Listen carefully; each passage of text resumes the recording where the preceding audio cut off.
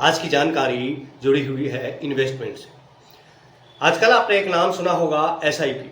SIP का एक नियम है, उसके बारे में हम चर्चा करेंगे, लेकिन उससे पहले थोड़ी सी एसआईपी की चर्चा करते हैं।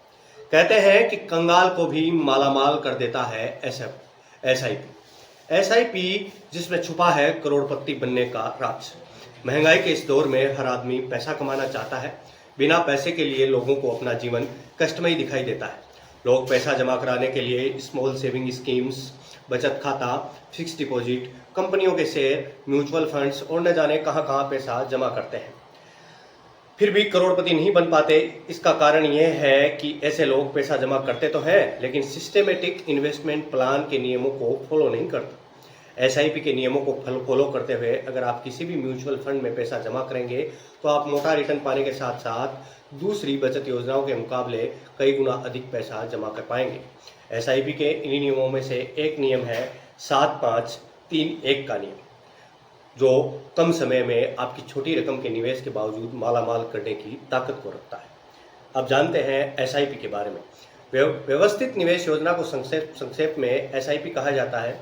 एसआईपी म्यूचुअल फंड कंपनियों द्वारा पेश किया जाने वाला एक लोकप्रिय निवेश सशक्त विकल्प है, जो निवेशकों को नियमित रूप से म्यूचुअल फंड स्कीम में एक निश्चित राशि निवेश करने में सक्षम बनाते हैं। इससे रुपया लागत औसत का लाभ मिलता है और बाजार में उतार चढ़ाव के जोखिम को कम करने में मदद मिलती है।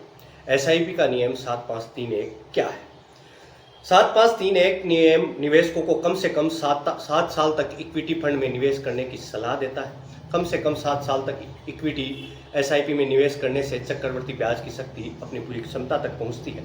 एसआईपी की यह रणनीति बाजार में उतार चढ़ाव को स्थिर करने और निवेश की गई पूंजी को बढ़ने के लिए पर्याप्त समय देती है।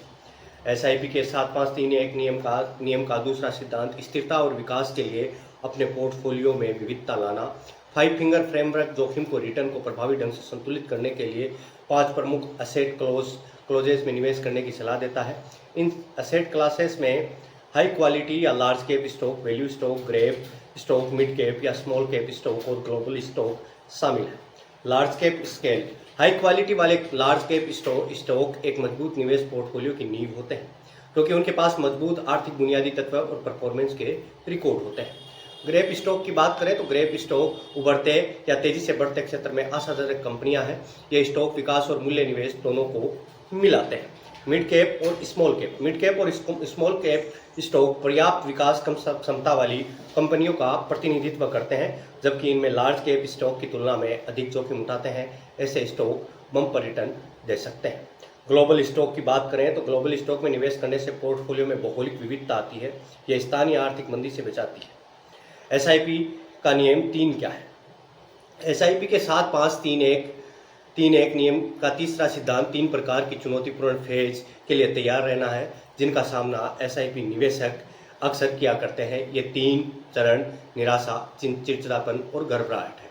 निराशा वाला चरण, चिड़चिड़ा वाला चरण और घबराहट जो नकारात्मक रिटर्न देते हैं। एसआईपी नियम क्या है?